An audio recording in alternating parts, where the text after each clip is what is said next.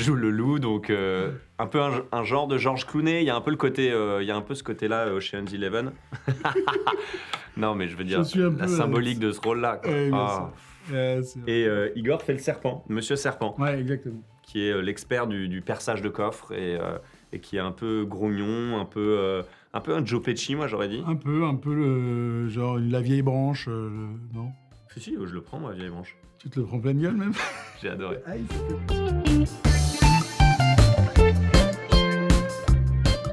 Totalement, c'est les codes de... C'est les codes du film de casse, de braquage, avec un point de départ, effectivement, qui donne un peu plus à réfléchir sur les préjugés, parce qu'effectivement, ces animaux sont plutôt sympas quand on les voit, et dès qu'ils arrivent dans un resto, tout le monde s'en va en courant, avant même qu'ils aient fait quoi que ce soit. Donc en gros, ils sont... comme c'était quoi ce morceau? C'était le morceau de Sniper. C'est Nicolas gravé dans la roche. On est catalogué, coupable à chaque fois. Mise à l'écart. Jugé et même pointé du doigt. Ouais, c'est ça. Ouais. En gros, c'est ces gars.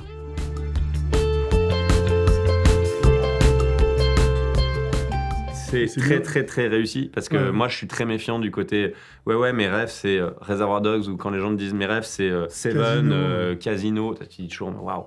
Et là, franchement, tous les deux avec Igor, malheureusement, on n'a pas doublé ensemble. C'est un peu la tristesse de ce job, c'est qu'on fait des trucs un peu séparément pour que ce soit bien propre. Mais quand on a fini et qu'on a vu le film tous les deux, on s'est dit mais c'est hyper réussi.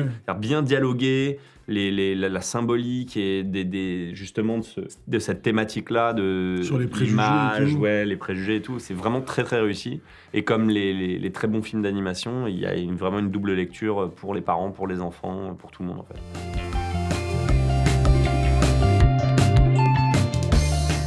C'est le seul drame de ce métier.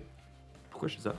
Je lance un appel aux ingénieurs du son, il faudrait qu'ils nous fassent des sessions à plusieurs, ça serait vraiment un régal. Mais en même temps, je comprends et ça nous permet aussi de travailler bien un personnage en profondeur et de prendre le temps. C'est vrai que ça prendrait, à mon avis, plus de temps si on faisait à deux, parce qu'il faut reprendre les répliques de l'un et les répliques de l'autre, pendant que les répliques de l'autre attend. Un peu comme dans un film, en même temps. Au cinéma, on attend... Ça serait plus chronophage, mot contre triple. Bien joué.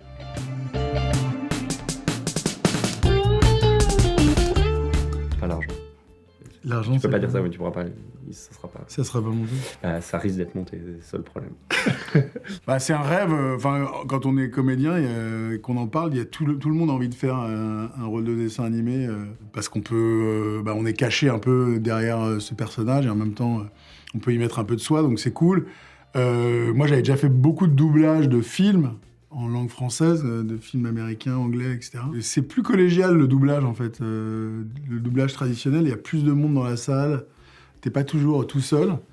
Non, c'était ce qu'on a déjà dit, quoi. Le seul petit bémol, c'est de se dire, en fait, tu t'imagines que ça va être fun et que tout le monde va se balancer la réplique et tout, et en fait, t'es tout seul dans ta petite boîte. Mais t'avais très envie quand même, parce que la première fois que je t'ai dit un projet comme ça, moi je t'ai dit j'étais dessus, tu me disais mais j'ai trop envie de faire un dessin animé et tout machin, c'est trop cool. Trop bien. Je pense qu'on a tous ça. Mais je le referai pas par contre. Moi non plus, jamais.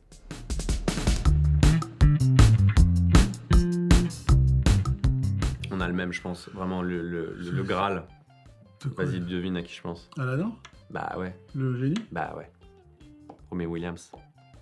Qui pour nous est je pense, le niveau ultime du niveau de doublage, il est déchaîné quoi dans le film. Il y a 1 milliard d'inventions. Et même la version française est très bonne. C'est vrai, il faut saluer ça parce qu'on a des très bons doubleurs en France quand même. Sur les dessins animés, on est très fort. Ouais. Après non, si on avait fait des trucs, on aurait aimé faire quoi ? Woody dans Pixar ? Woody dans Pixar, quel bonheur, et même Buzz. Hein. Oui, dans Buzz Toy Story. L'éclair, bien sûr. Même Buzz. Ouais, Toy Story, ça reste une... There's a snake in my boots. Bien sûr. Et moi, j'ai eu la chance de faire vice-versa. Les voix américaines sont extraordinaires. Et c'était génial à faire avec Gilles Lelouch et Charlotte Lebon. C'était top. Franchement, il y a beaucoup, beaucoup d'amusement. Et un jour, ce que j'aimerais beaucoup faire aussi, c'est faire la création du personnage. Parce que là, c'est les Américains. Et c'est génial d'essayer de faire ce travail d'adaptation en français pour que les vannes soient percutantes et tout. Là, c'était vraiment... On avait vraiment la possibilité d'improviser, de créer des nouvelles choses. Et une fois, j'aimerais bien qu'on fasse la création totale de personnages dès le début. Sur un film d'animation français où la première voix est française. Donc, en fait, tu fais la voix et eux, ils adaptent l'animation sur ce que tu as joué. Pas mal.